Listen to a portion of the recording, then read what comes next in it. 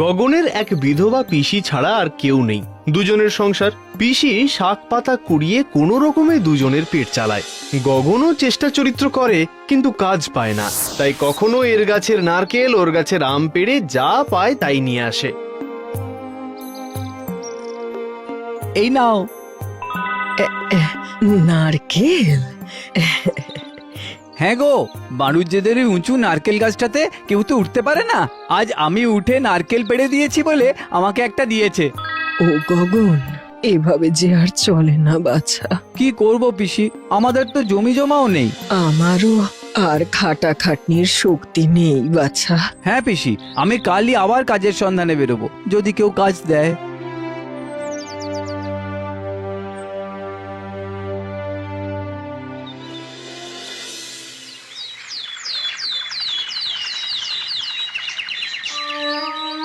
তাড়াতাড়ি ফিরিস বাপ। আসছি পিসি।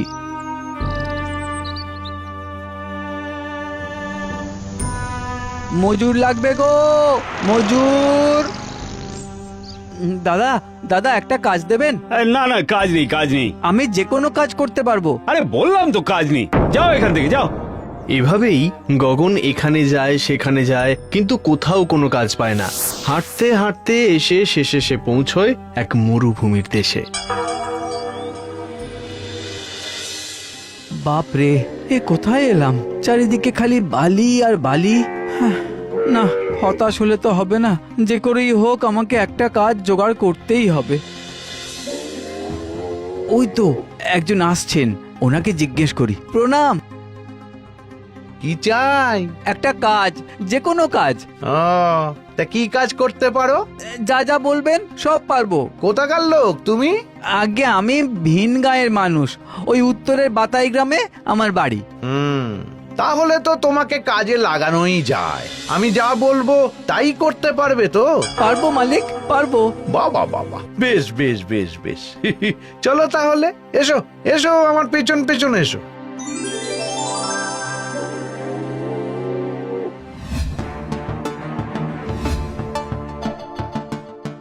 প্রথম দিন গেল, কিন্তু বিভূতি কোনো কাজেই লাগালো না গগনকে।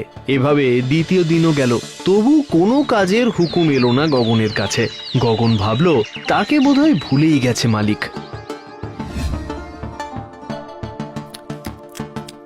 এত ভালো ভালো খাবার, তাও আবার চাকরের জন্য। ও হুজুর, বলছি আমায় কিসের জন্য কাজে নিলেন? কেন? না, আমাকে তো কোনো কাজ দিলেন না, তাই।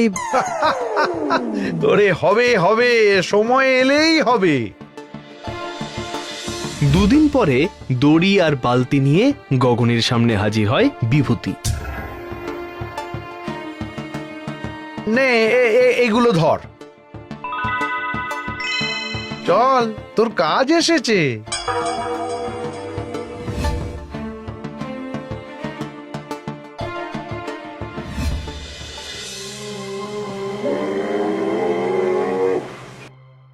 উট এসে থামলো একটি কুয়োর সামনে।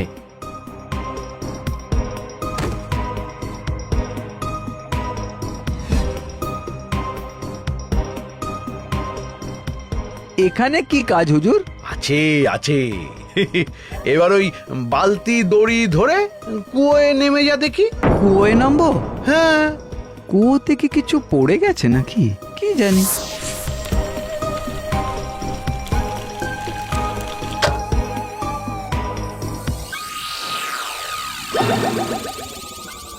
বাপ রে, এ তো একেবারে ধনরত্নে ভরা কুয়ো। নেমেছিস? হ্যাঁ হুজুর।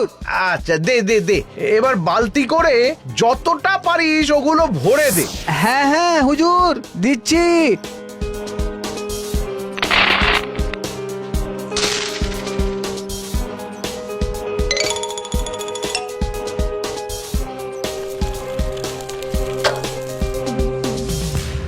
হুজুর, এবারে দড়ি ফেলুন। কিসের দড়ি?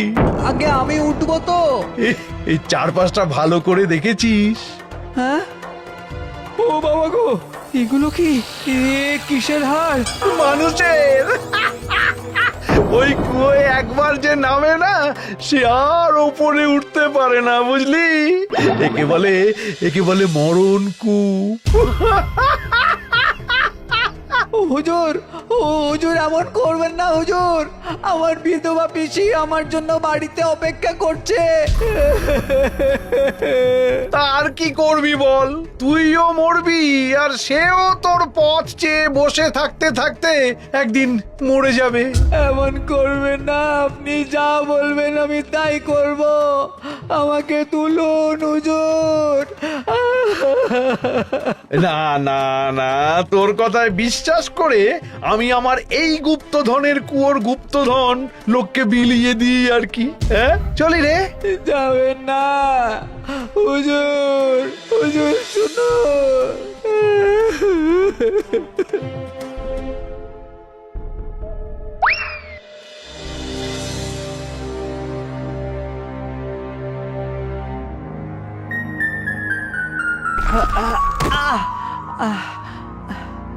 না না, আমাকে উপরে উঠতেই হবে, যে করেই হোক।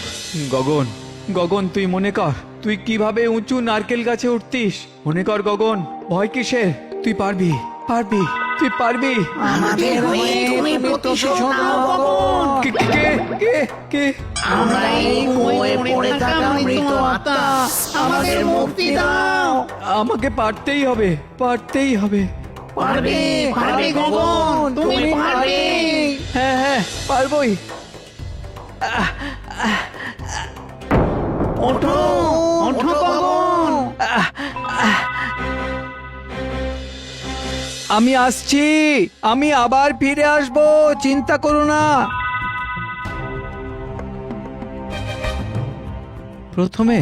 প্রথমে আমি যে আমি নয় সেটা বোঝাতে হবে, কিন্তু কিভাবে?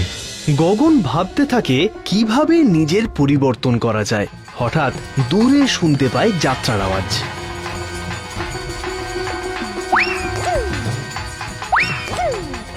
এই যে, আমাকে সাজিয়ে দিন দেখি, এবার দেরি হয়ে যাচ্ছে। এই তুমি আবার কি? আরে আমি তো ওই যে সেই দাড়িওয়ালা লোকটা। হ্যাঁ, আপনি ভুলে গেছেন? দিন গোঁপা দাড়িটা লাগান তাড়াতাড়ি, আমার দেরি হয়ে যাচ্ছে তো, পার্ট আছে। কি মুশকিল, এসো এসো।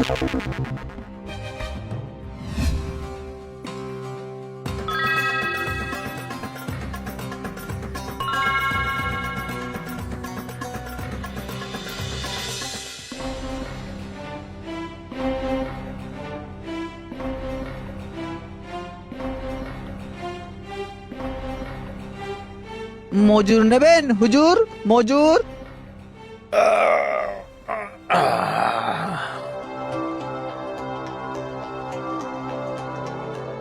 তা কোথা থেকে আসছো? আগে আমি আসছি সেই পশ্চিমের মাদাইয়া জঙ্গল থেকে। বেশ বেশ বেশ, এসো এসো। এই, একে ঘরে নিয়ে গিয়ে ভালো ভালো খেতে দে। কি কাজ করতে হবে হুজুর? সময় এলেই জানতে পারবে।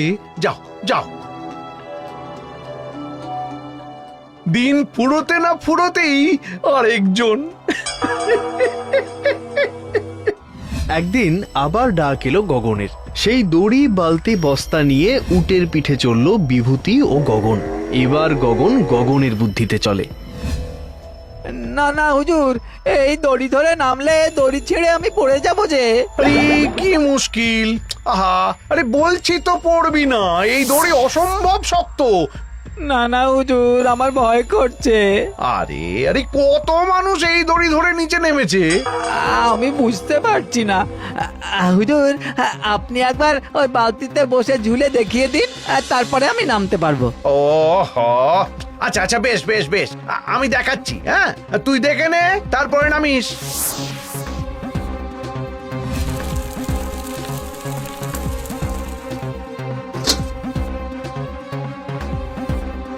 নেমেছেন হুজুর? হ্যাঁ হ্যাঁ হ্যাঁ, নে এবার টেনে তোল। না না না না, আগে বালতি ভর্তি করে ধনরত্ন উপরে পাঠান। হ্যাঁ, আরে এসব কি বলছিস? হ্যাঁ, ঠিকই বলছি। আপনি সবাইকে এভাবেই কুয়োর তলায় নামিয়ে দেন, আর তারপরে তোলেন না, আমি জানি। নিন নিন নিন, বালতিটা ভরে তুলুন। ওরে, আমি আমি দিচ্ছি তুই তুই তুই তুই আমাকে তোল। আগে ধনরত্ন, তারপর আপনি। তুলুন তুলুন তুলুন।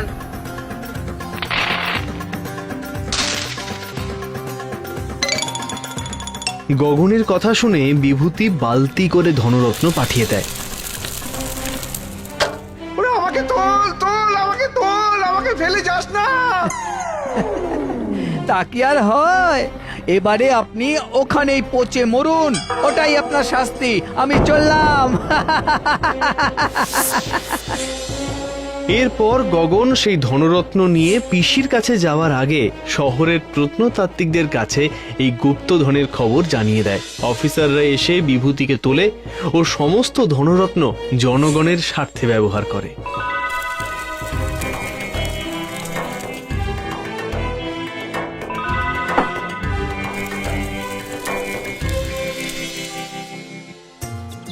পিসি, পিসি,